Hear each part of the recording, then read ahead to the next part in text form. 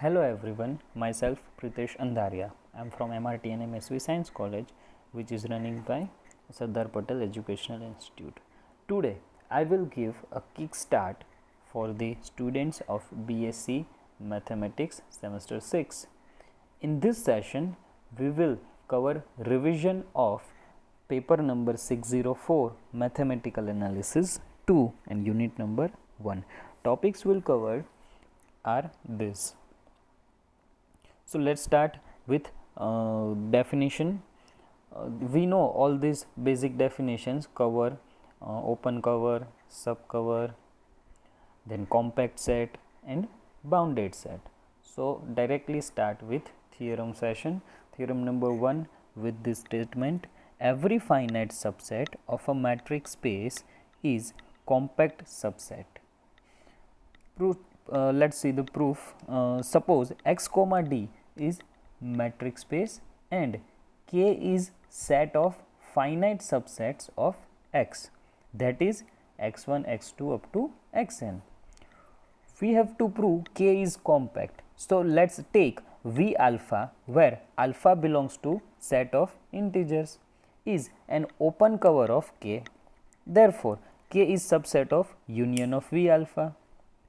Now if x1 belongs to K, then we can easily say that x1 belongs to V alpha 1, because K is subset of union of V alpha and alpha 1 is belongs to I.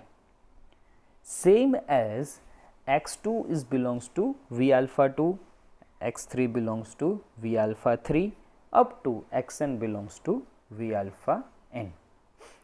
Therefore singleton x1 is subset of V alpha 1, singleton x2 is subset of V alpha 2 up to, we can say, singleton xn is subset of V alpha n.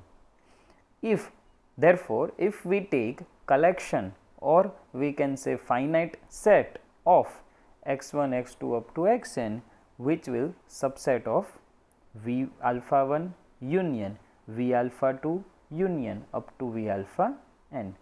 We all know that set of x1 x2 up to xn is K. Therefore K is subset of union of V alpha I, where I is equal to 1 to up to n.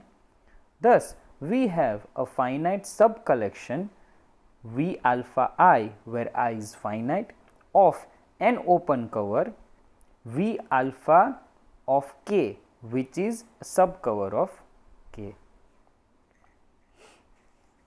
And by the definition of subcover, K, we can say that K is compact set, because every open cover of K has finite subcover, and here we prove that this is finite subcover.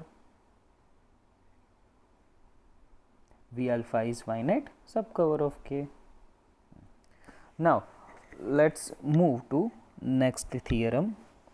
Every compact subset of metric space is closed. So here proof starts with an assumption: x comma d is metric space and K is compact subset of x. We have to prove K is closed set. So it is enough to show that x minus K is open set. Automatically K will closed.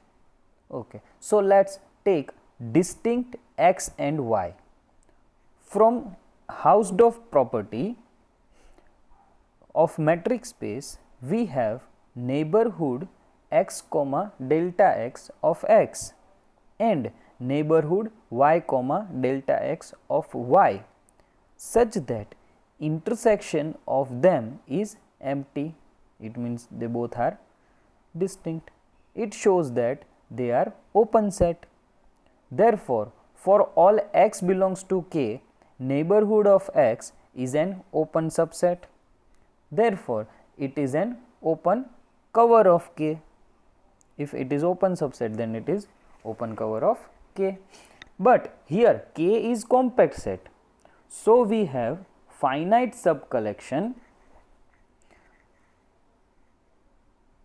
So we have finite subcollection n of x comma delta xi, where I is finite, such that K is subset of union of finite subcollection of neighborhood of x.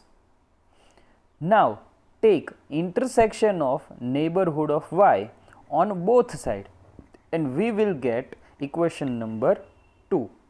But equation number 1, for I, neighborhood of y is with intersection neighborhood of x is empty, and if we using equation number 2, the neighborhood of y intersect with k, which also empty. Therefore, neighborhood of y is subset of x minus k. Therefore, y is an interior point of x minus k. Since y is an arbitrary point of x minus k, every point of x minus k is an interior point of x minus k. So, x minus k is open set.